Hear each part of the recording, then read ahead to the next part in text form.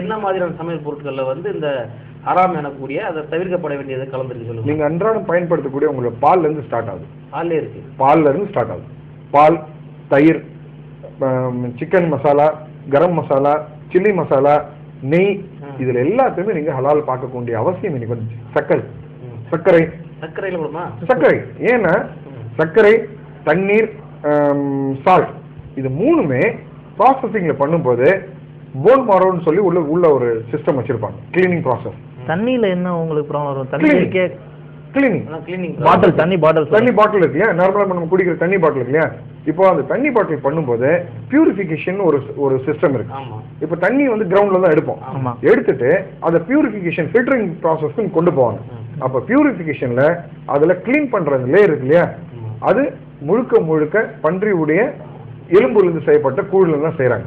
இப்போ அதுல இருந்து ஃபில்டர் பண்ணி தான் உங்களுக்கு தண்ணி என் ப்ராடக்டா கொடுக்குறாங்க. இதே மாதிரி பன்றியோட கொழுப்பு தான் அந்த சமையல் பொருட்களை மிக்ஸ் பண்றாங்களோ? ஆமா, பன்றியும் பண்ணுவாங்க, மாட்டுடைய கொழுப்பும் யூஸ் பண்ணுவாங்க. அப்ப அந்த மாடுனா செத்த மாடா கூட இருக்கலாம், அது ஹலால முறையில் அறுக்கப்படாத மாடா கூட இருக்கலாம். இதை நம்ம தினமாலும் வந்து பெண்கள் அதிகமாக சமையல யூஸ் பண்றாங்க. கரம் மசாலாவெல்லாம் இருக்குதுன்னு சொன்னா யோசிக்க வேண்டிய விஷயம் தான் அது. அதெல்லாம் எந்த வகையில கலக்கப்படுது? இப்போ உதாரணம் எடுத்தீங்களா, நீங்க வந்து MSGன்னு சொல்லுவாங்க, அது அஜினோமோட்டோ. இன்னைக்கு நம்ம அஜினோமோட்டோ இல்லாம சாம்பாரே கிடையாது. அப்போ சாம்பார்னு சொல்லிட்டு நீங்க பார்த்துருப்பீங்க, ஏதோ ஒரு வெஜிடேரியன் போட்டிருப்பாங்க, 100% வெஜிடேரியன்.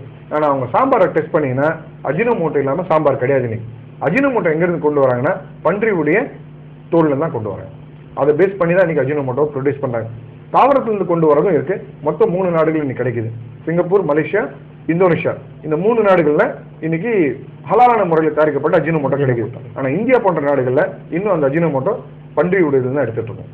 அந்த வகையில வந்து தவிர்க்கப்பட வேண்டிய விஷயம் தான், மிக தவிர்க்கப்பட வேண்டிய விஷயம். இப்போ நம்ம யூஸ் பண்ற பேஸ்ட், நீங்க சொல்றத பார்த்தா எல்லா பொருளையும் நம்ம ஹலால் அப்படிங்கறத பார்க்கணும் போல இருக்கு. கண்டிப்பாக நம்மளுடைய டே ஸ்டார்ட் பண்ற காலையில பேஸ்ட் பண்ணி நம்ம குளிக்கிற சோப் இருக்குல்ல, மாய்ஸ்சரைசிங் சொல்லுவோம், பன்றியோட கொழுப்பு இருந்தும் இல்ல மாட்டு கொழுப்பு இருந்தா எடுப்பாங்க. அதுதான் வந்து நிறைய பேர் இன்னைக்கு என்ன பண்ணுவாங்க, வெஜிடபிள் தாவரத்திலிருந்து எடுக்கப்பட்ட கொழுப்பை போடணுன்ற வலியுறுத்துறாங்க. இப்போ அவரு அப்துல் வஹாப் சொன்ன மாதிரி இப்போ இதன் மூலமா இந்த நிகழ்ச்சியை பார்த்துட்டு கொண்டிருக்க மக்களுக்கு மத்தியில் கூட என்ன ஆகுனா, இப்போ டெய்லி தூங்கி எந்திரிச்சதுல இருந்து ஒவ்வொரு விஷயத்துல வந்து ஹலால் ஹராம் பார்க்கணும்னு. அப்போ இந்த பிரச்சனையை வந்து அவங்க இனிமேல் தான் எதிர்கொள்றாங்க. அதாவது இந்த விழிப்புணர்வு இல்லைன்னாலும் இந்த நிகழ்ச்சியின் மூலமா வந்து அவங்க எதிர்கொள்ற நேரத்தில் இது எப்படி வந்து சால்வ் பண்றது, இது என்ன வந்து இது ஹலால் தான் அப்படின்னு அவங்க தெரிஞ்சு ஹலாலான உணவு சாப்பிடணும் அப்படின்னு அவர் நினைக்கிற போது அதற்கு வந்து இந்த அவர்கள் அந்த குடும்பமும் அதை நினைக்கக்கூடிய ஒரு குடும்பமும் இந்த சமுதாயமும் இதை எப்படி சால்வ் பண்ணணும்னு நினைக்கிறீங்க? ஓகே, இன்னைக்கு இந்தியாவை பொறுத்தவரைக்கும் நம்ம 16,000 ப்ராடக்ட்ஸ் வந்து நம்ம ஹலால் சர்டிஃபை பண்ணியிருக்கோம்.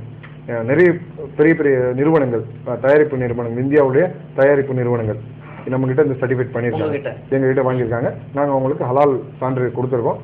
இந்த சான்றிதழ் ஜஸ்ட் கொடுத்துட்டு நாங்கள் வந்து உட்கார்றது இல்லை. ஒவ்வொரு வருஷமும் அதுக்கு நடுவுலையும் பீரியாடிக்கல் இன்ஸ்பெக்ஷன் அப்படின்னு அவங்களுக்கு தெரியாம உள்ள போவோம். அவங்களுடைய பொருட்களை கொண்டு வரும். அவங்க மேனுஃபேக்சரிங் பண்ற பிளான்ட்டுக்கு போவீங்களோ? பிளான்ட்டுக்கு அவங்ககிட்ட சொல்லாம நாங்களே போவோம். அவங்களோட தயாரிப்பு என் ப்ராடக்ட், கடைசியில் வர என் ப்ராடக்ட் கொண்டு வந்து லேப்ல டெஸ்ட் பண்ணுவோம்.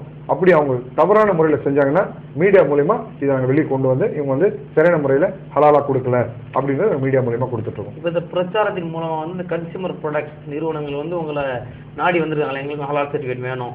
நிறைய பேர் வராங்க. மக்கள் கேட்க இவங்களும் இப்போ அதனுடைய கன்சியூமருடைய அவேர்னஸ் வரும்போது இந்த மாதிரி உள்ள ப்ராடக்ட்லாம் எங்களை கேட்டு நீங்க ஹலால் சர்டிஃபிகேட் எங்களுக்கு பண்ணுங்க, எங்களுடைய ஃபேக்டரிக்கு வந்து விசிட் பண்ணுங்க அப்படின்னு கூப்பிடுறாங்க. நாங்க போயிட்டு நம்ம அன்றாடம் பயன்படுத்தக்கூடிய எல்லா பொருள்களுக்கும் ஹலால் சிம்பிள்ங்கிறது பார்க்கணும். அதான் தீர்வுங்கிறது, அதான் தீர்வுன்றது. சமுதாயமாகட்டும் ஒரு குடும்பமாகட்டும் இது வந்து ஹலாலா ஹராமா நம்ம கேள்விகளை அந்த நிறுவனத்தை நோக்கி வைத்தால் அவர்கள் வந்து அதுக்கப்புறம் அவங்க வந்து அவேர்னஸ் ஆவாங்க. அவங்க ஹலால் சர்டிஃபிகேஷன் எடுக்கிறதுக்கான முயற்சி எடுப்பாங்க. அப்ப முதல்ல வந்து மக்கள் வந்து தெளிவாங்க. ஆமா, மக்கள் இடத்துல இப்ப இப்படின்னு கூட ஒரு தெளிவு இருக்கு. என்ன, இஸ்லாம் தெரிந்த மக்கள் கூட, அதாவது இயக்கம் சார்ந்த நபர்கள் கூட, நண்பர் சொல்ற மாதிரி அவர்கள் கூட ஒரு காம்ப்ரமைஸ் வச்சுக்கிறாங்க. என்னன்னு சொன்னா பிஸ்மில்லா சொல்லி சாப்பிட்டுக்கலாம், இல்ல நமக்கு தெரியாம நம்ம சாப்பிட்டா ஒண்ணும் கிடையாது அப்படின்னு கூட சொல்றாங்க இல்லையா? இப்ப இவங்கள மாதிரியான ஆளுகளுக்கு நீங்க என்ன பதில் சொல்லுவீங்க? இதுக்கு முன்னால வரைக்கும் நினைச்சிருக்கலாம். இப்ப நம்ம இது மூலியமா வந்து விழிப்புணர்வு கொடுத்திருப்போம்னு நான் நினைக்கிறேன். இதுக்கு மேலேயாவது நம்ம வந்து ஹலால் லோகோ போட்டிருக்க பொருட்களை உட்கொண்டது ரொம்ப நல்லதுன்னு நான் நினைக்கிறேன். இப்போ நீங்க டெஸ்ட் பண்ணி தான் சர்டிஃபை பண்ணீங்க. இப்போ ஒரு நிறுவனம் வந்து உங்களை அணுகுனா, எங்களுக்கு வந்து ஒரு எண்ணெய் கம்பெனி வச்சிங்க, சமையல் எண்ணெய். உங்களை வந்து அணுகிற போது வந்து அதை டெஸ்ட் பண்ணி நீங்கள் சர்டிஃபிகேட் கொடுத்துட்றீங்க. ஒன்ஸ் கொடுத்துட்டீங்கன்னா அப்போ அந்த சர்டிஃபிகேட் வாங்கின சர்டிஃபிகேட்டை வச்சுக்கிட்டு அவங்க வந்து மிஸ்யூஸ் பண்ண வாய்ப்பு இருக்குது. காலமாக வந்து நாங்கள் வந்து இது சர்டிஃபைடு கம்பெனி தான், எங்களுடைய பொருள் வந்து தூய்மையான பொருள் தான், சுத்தமான பொருள் தான் சொல்லிட்டு அப்போ ஒன்ஸ் கொடுக்குறோம் நிறுத்துறீங்களா இல்லை நீங்கள் திரும்ப அதை வந்து கண்காணிப்பீங்க? இது 1 வருடத்துக்குள்ள சர்டிஃபிகேஷன் தான். இது நம்ம கொடுத்துட்டு 10 வருஷமும் 15 வருஷமும் கிடையாது, 1 வருடம் மட்டும்தான். இந்த 1 வருடத்துல நாங்க பல முறை அங்க போய் இன்ஸ்பெக்ட் பண்ணுவோம். அவங்களோட எண்ட் ப்ராடக்ட் லேப்ல போய் டெஸ்ட் பண்ணுவோம். இந்த டெஸ்ட் பண்ண ரிசல்ட்டை வச்சுட்டு அவங்க உண்மையிலே அதை வந்து ஃபாலோ பண்றாங்கறத நாங்க என்ஷூர் பண்ணி எங்க கன்சியூமருக்கு நாங்க சொல்லிட்டு இருக்கோம். அந்த நிறுவனத்துல இருந்து ஒரு டிக்ளரேஷன் கூட வாங்குவீங்களா? இது வந்து நாங்க பயன்படுத்துறோம் இல்ல அவங்க மேல சட்ட ரீதியாக அவங்க தவறு செஞ்சுட்டா நடவடிக்கை எடுக்கிறதுக்கு வாய்ப்புகள்? அவங்க கிட்ட ஒரு டிக்ளரேஷன் ஃபார்ம் வாங்குறோம், அக்ரிமெண்ட் வாங்குறோம். இதை தவறுதலா பயன்படுத்தினா மீடியாவுக்கும் கொடுத்து அவங்களுடைய பிராண்டை டேமேஜ் பண்ற அளவுக்கு எங்களுக்கு உரிமை கொடுத்துருக்காங்க. அந்த ஹலால் குறித்த ஹலால் வந்து மக்கள் எப்படி விழிப்புணர்வாக இருக்கணும்னு சொல்லிட்டு மக்களுக்கு வந்து உங்க மூலம் சொல்லுங்க. ஹலால் வந்து மக்கள் எப்படி விழிப்புணர்வாக இருக்க வேண்டும் ஒரு மெசேஜ் சொல்லுங்க. நீங்க முதல்ல அந்த லோகோ கண்டிப்பா பாருங்க.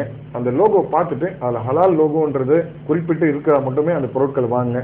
சாதாரணமா ஒருத்தர் வந்து வெறும் ஹலால் அப்படின்னு சொல்லி போட்டிருந்தா கூட அதை தயவு செய்து நம்பாம ஹலால் அப்படின்றத சரியான முத்திரை இருக்கா அப்படின்னு பார்த்து வாங்குறது நல்லது. இதன் மூலியமா நம்ம வந்து நம்மளுடைய அன்றாட பொருட்களை ஹலாலான முறையில் நம்ம தேர்ந்தெடுக்க முடியும்.